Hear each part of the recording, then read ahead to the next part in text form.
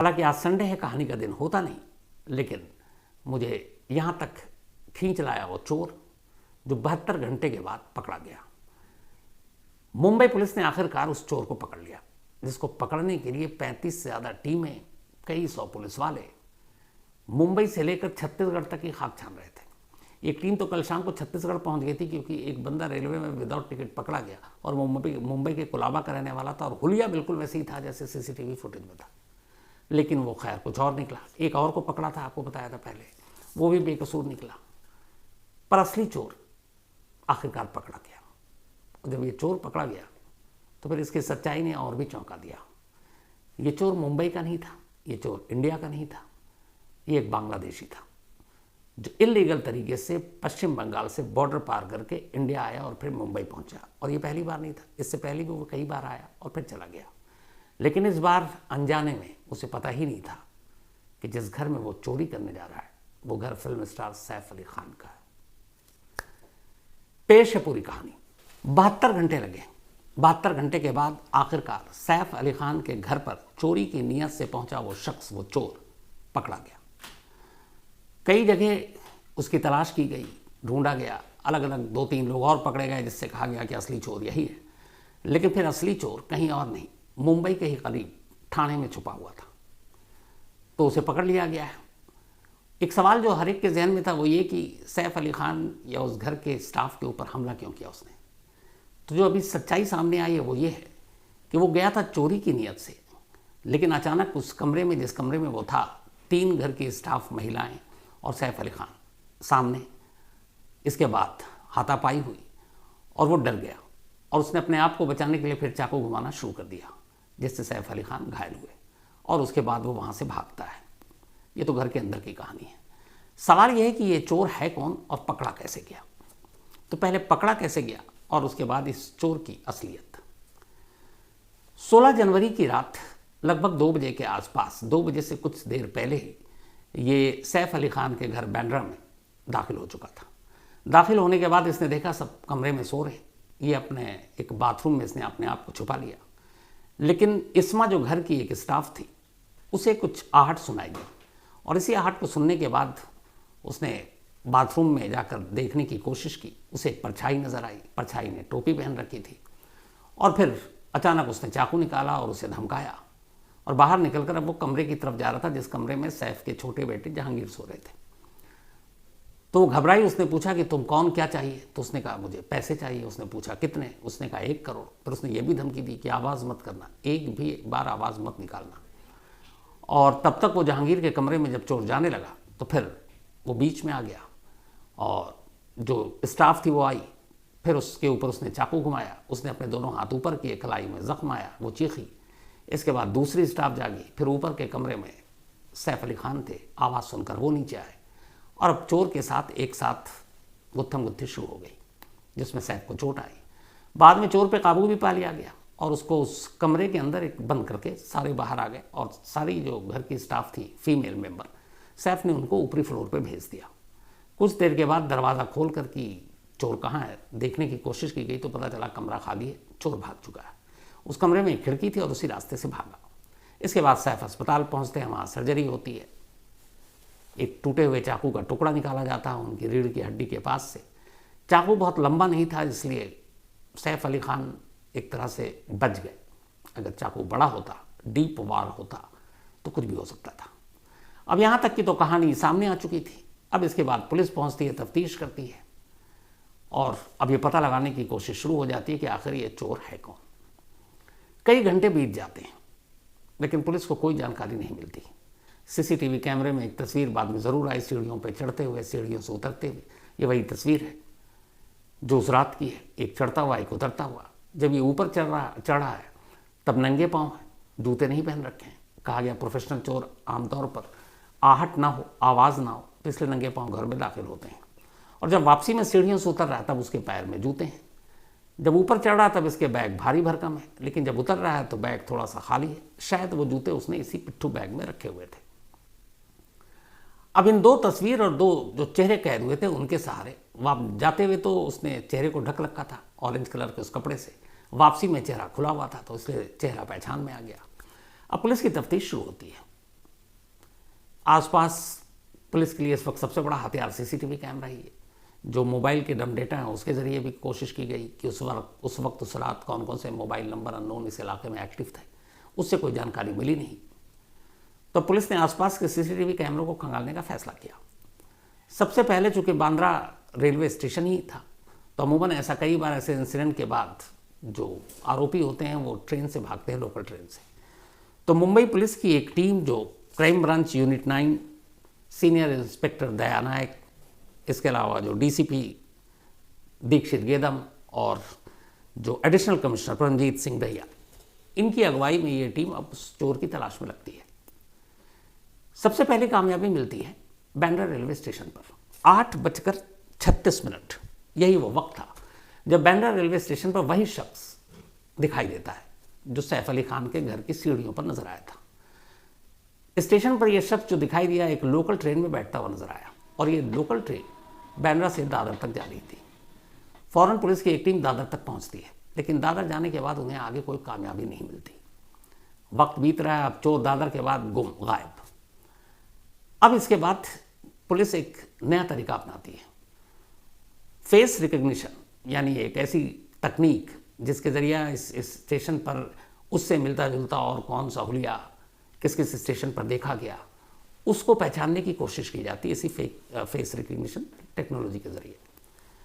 तो जब अब उसके जरिए छानबीन शुरू हुई तो एक और चीज़ पता चली, सेम इसी चेहरे वाला एक शख्स 1 जनवरी को बांद्रा रेलवे स्टेशन पर नजर आया था, उसी बांद्रा पर जिससे ये 16 को गया है 8:36 पर, यानी उससे 15 दिन भी पहले ये बांद्रा आया था और उसी रेलवे स्टेशन पर उस फेस रिकग्निशन टेक्निक से उसका चेहरा हूबहू मिल गया।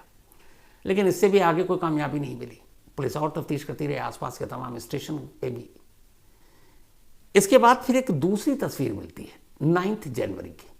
9 जनवरी को अंधेरी में इसी फेस रिकग्निशन तकनीक के जरिए ये इस बार अंधेरी स्टेशन पर दिखाई दिया। अब जब अंधेरी स्टेशन पर दिखाई दिया तो पुलिस ने अंधेरी स्टेशन के बाहर के सीसीटीवी कैमरों को खंगालने का फैसला किया।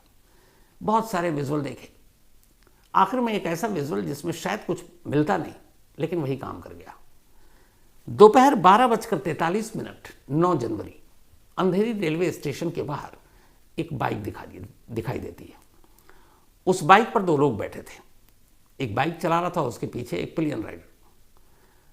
अचानक वो बाइक रुकती है और वो जो पीछे बैठा शख्स है वो बाइक से नीचे उतरता है। ये सीसीटीवी तस्वीर उसी वक्त की 9 जनवरी 12:43 पर। तो ये बाइक से उतरता आप देख सकते हैं। उसके पीठ पर भी सेम लगभग वैसी पिट्ठू बैग है जो 16 जनवरी को सैफ अली खान के घर में दाखिल होते वक्त उसकी पीठ पर था। ये दोनों बैग मैच कर रहे थे। अब वो उतरता है और शायद बाइक वाले से कुछ पूछता है, वो बता रहा है, इशारा कर रहा है, और उसके बाद वो पैदल अब उतरकर बाइक से फ्रेम से बाहर निकल जाता है। अब इस बाइक से जो शख्स उतरा, जब उसकी फेस रिकग्निशन तकनीक के जरिए सैफ के घर में मिले चेहरे से मिलान किया गया तो हूबहू मिल गया 100%। अब पुलिस को लगा कि ये यही है, लेकिन इससे आगे कैसे बढ़े, क्योंकि वो निकल गया। उसके बाद फिर कहीं कैमरे में नहीं है। किस्मत ने साथ दिया, उसी बाइक जिस बाइक से उतरा, अब पुलिस ने उस बाइक को और उसके नंबर को किसी और कैमरे एंगल से टटोलने की कोशिश की। इत्तेफाक से इस बाइक को एक और कैमरे ने कैद कर लिया था। उस कैमरे में बाइक के आगे और पीछे दोनों के नंबर प्लेट दिख रहे थे। पुलिस ने उस नंबर प्लेट को निकाला। उसके बाद नंबर जब प्लेट सामने आया तब उसके रजिस्ट्रेशन नंबर के जरिए उसके मालिक का पता किया। जब मालिक का पता किया तो पता चला जो मालिक है, वो जो लड़का बाइक चला रहा है, वही ओनर है। वो मुंबई में नहीं बल्कि मुंबई के पास ठाणे का रहने वाला है, और ठाणे में भी एक जगह है हीरानंदानी स्टेट के पास एक लेबर कैंप है। अब पुलिस अभी तक ये 16 से 17 हो गया, 18 हो गया, 18 की रात तक इस बंदे के बारे में पता चला। पुलिस की टीम देर रात ही अब निकलती है ठाणे के लिए। ठाणे में पहले तो इस बंदे को ढूंढा जाता है। अब बाइक का असली मालिक मिलता है। जब बाइक का असली मालिक मिलता है तो उससे पूछताछ होती है कि बताओ 9 जनवरी की दोपहर 12:43 पर अंधेरी रेलवे स्टेशन के बाहर तुमने किसको ड्रॉप किया था। अब वो पूरी कहानी बताता है। फिर वो बताता है कि एक मेरा जानकार है जिसका नाम है शरीफुल इस्लाम उर्फ शहजादे उर्फ बिजोय दास, तो उसको मैंने ड्रॉप किया था। पूछा गया कि वो इस वक्त कहाँ मिलेगा, तो पता चला कि इसी जो हीरा नंदानी स्टेट है वहीं पर एक लेबर कैंप है। आमतौर पर बहुत सारे जो इधर उधर दिहाड़ी पे काम करते हैं उनका एक कैंप है। तो बोला वो पिछले कई दिनों से वहीं रह रहा है। अब पुलिस की एक टीम उसे लेकर उस लेबर कैंप में पहुंचती है। जब लेबर कैंप में पहुंचती है, तस्वीर चेहरा सामने था, अचानक सेम हुलिया का एक शख्स उस लेबर कैंप में मिलता है। सादी वर्दी में पुलिस गई थी। पहले उसे कुछ समझ में नहीं आया, लेकिन जैसे ही पुलिस ने उसे उठाया, उसका हाथ पकड़ा, उसके चेहरे की हवाइयाँ उड़ने लगी। पुलिस के सामने वही चोर खड़ा था जिसने 3 दिनों से मुंबई की 35 पुलिस टीमों को दौड़ा कर रखा हुआ था। अब वो चोर पुलिस के सामने था। आनन फानन में उसे उठाया गया और वहां से फिर उसको बांद्रा पुलिस स्टेशन लाया गया। यहां लाने के बाद अब उससे पूछताछ शुरू हुई। इस पूछताछ के बाद जो पूरी कहानी सामने आई वो ये है। शरीफुल इस्लाम करीब 6 महीने पहले बांग्लादेश से आया था। ये एक बांग्लादेशी सिटीजन है और बांग्लादेश में एक डिस्ट्रिक्ट है जिसका नाम है झलोकटी, और इस झलोकटी डिस्ट्रिक्ट में एक गांव है जिसका नाम है राजबरिया। उसी राजबरिया गांव में शरीफुल इस्लाम का जन्म हुआ और वो वहीं बांग्लादेशी था। उसके बाद वो बीच में कई बार बॉर्डर पार करके पश्चिम बंगाल से भारत में दाखिल हुआ, आया, कुछ काम किया और फिर वापस बांग्लादेश चला गया। आखिरी बार 6 महीने पहले वो फिर आया। 6 महीने पहले आने के बाद वो वेस्ट बंगाल से मुंबई पहुंचा। मुंबई पहुंचने के बाद उसने एक जो एजेंसियां होती हैं जो दिहाड़ी पर लोगों को काम पर भेजते हैं, उस एजेंसी को ज्वाइन किया और पहले मुंबई में रहने लगा। लेकिन फिर इसे लगा कि मुंबई में वर्ली में किराए के घर में रहने लगा। कुछ इसने दोस्त बनाए थे, कुछ बांग्लादेशी दोस्त थे इसके, तो उनके साथ रहने लगा। फिर इसे आया कि नहीं, यहाँ पे नहीं रहना, तो ये वापस ठाणे पहुँचता है और हीरा नंदानी में एक लेबर कैंप में रहता है। जो वो एजेंसी थी जो इस तरह के वर्कर्स की सप्लाई करती है अलग अलग जगहों पर, एक एजेंसी को इसने ज्वाइन किया, एक लेबर एजेंसी, और उसमें काम करने लगा। फिर छोड़ देता, फिर काम करता, और इस तरीके से इसकी ज़िंदगी कट रही थी। इसी बीच में अभी तक की जो तफ्तीश है इसकी गिरफ्तारी के बाद वो ये है कि इसी एजेंसी के थ्रू ये मुंबई की कई घरों में गया और उन घरों के बारे में इसे जानकारी थी। और बहुत मुमकिन है कि ऐसी किसी एक एजेंसी के ज़रिए ऐसे कुछ काम करने वालों की ज़रूरत सैफ अली खान के इसी बांद्रा वाले घर में थी, और उस एजेंसी के थ्रू उन्होंने कुछ लोगों को बुलाया। वक्त पहले सैफ अली खान वैसे भी इस घर में बाद में शिफ्ट हुए, पहले कहीं और रहते थे। जब जहांगीर दूसरा बेटा पैदा हुआ तब उन्होंने इस अपार्टमेंट में एक साथ 2 डुप्लेक्स घर लिए थे। 6 फ्लोर है लेकिन कहते हैं 12, क्योंकि इसमें सारे डुप्लेक्स हैं। 11 फैमिली टोटल रहती है और इनका टॉप फ्लोर पे सैफ अली खान और करीना और उनके दोनों बेटे, और इसके अलावा कुल 4 स्टाफ हैं। और इसी बिल्डिंग के 6 फ्लोर पे, यानी 3rd फ्लोर अगर कहें डुप्लेक्स के हिसाब से, उसमें उनके जो पहले बेटे इब्राहिम, ये लोग रहते हैं। तो कुछ वक्त पहले शरीफुल इस्लाम इस घर में पहुंचता है किसी एजेंसी के थ्रू, लेकिन उसे ये पता नहीं है कि ये इस घर का मालिक कौन है। उस अपार्टमेंट में आया, उस अपार्टमेंट में उसने देखा, कुछ काम भी किया या उसके कुछ दोस्तों ने काम किया, और उसके बाद वो चला गया। अब इस दौरान में हुआ ये कि वो काम वाम कम कर रहा था, उसे वापस जाना था फिर घर अपने बांग्लादेश, पैसों की ज़रूरत थी। अचानक उसे ख्याल आया कि बड़े बड़े लोग यहाँ रहते हैं, उनके घरों में बहुत पैसे होंगे, तो चलो किसी घर में चोरी करके हाथ साफ करते हैं और अच्छा खासा पैसा मिलेगा, उसके बाद यहाँ से बांग्लादेश निकल लेंगे, फिर किसी और शहर को देखेंगे। तो इसी आइडिया के साथ अब इसने रैकी करनी शुरू की।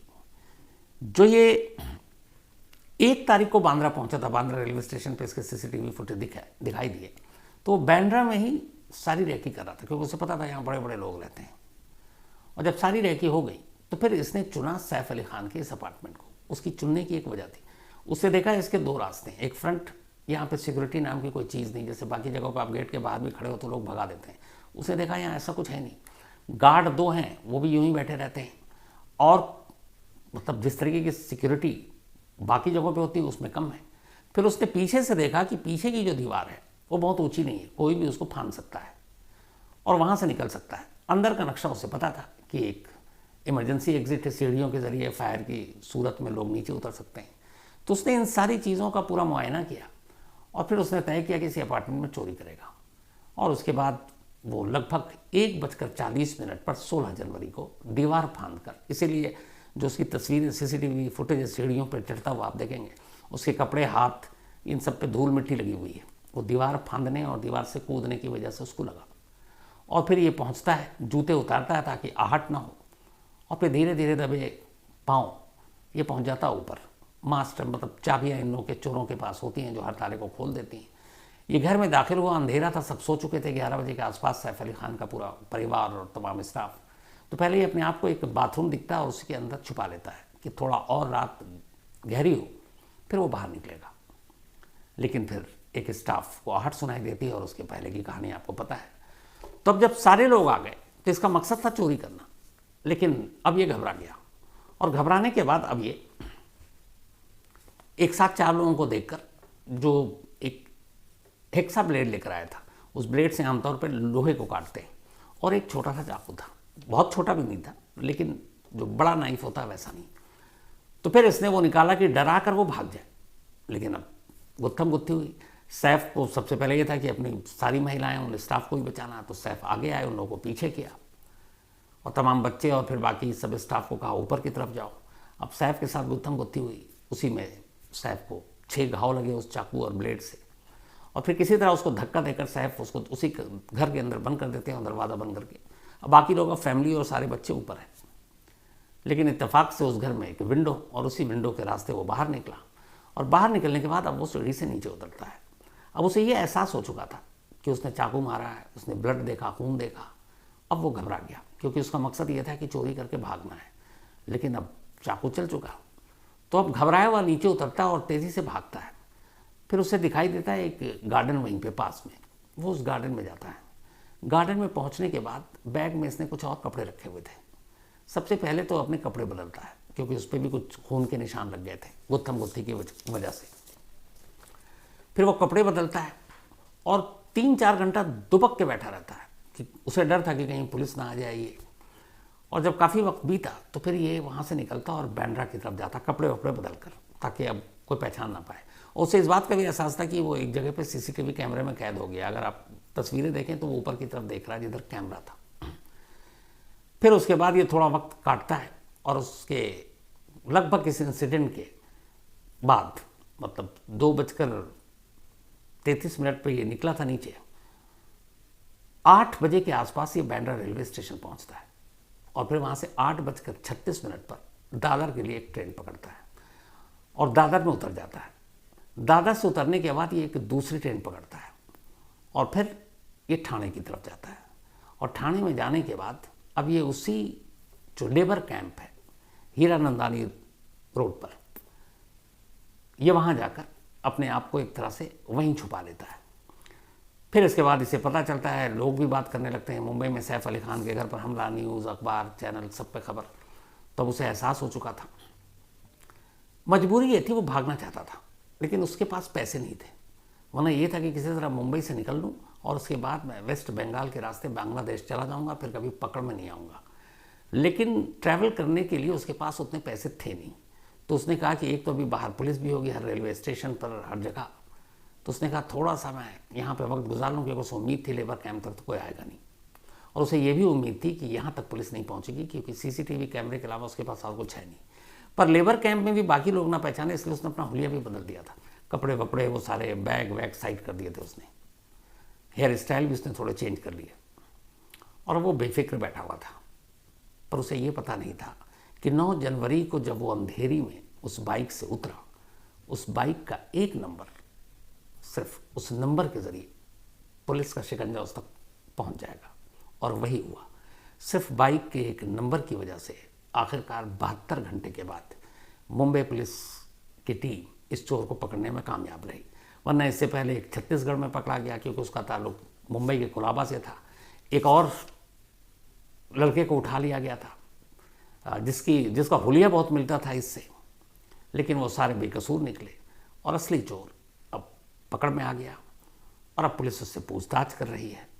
लेकिन अभी तक की जो पूछताछ में ये कि उसे अंदाज़ा ही नहीं था कि जिस घर में वो चोरी करने जा रहा है वो फिल्म स्टार सैफ अली खान का घर है, और उसे सिर्फ चोरी करना था। लेकिन जब घिर गया वो, तो फिर उसने हमला भी किया।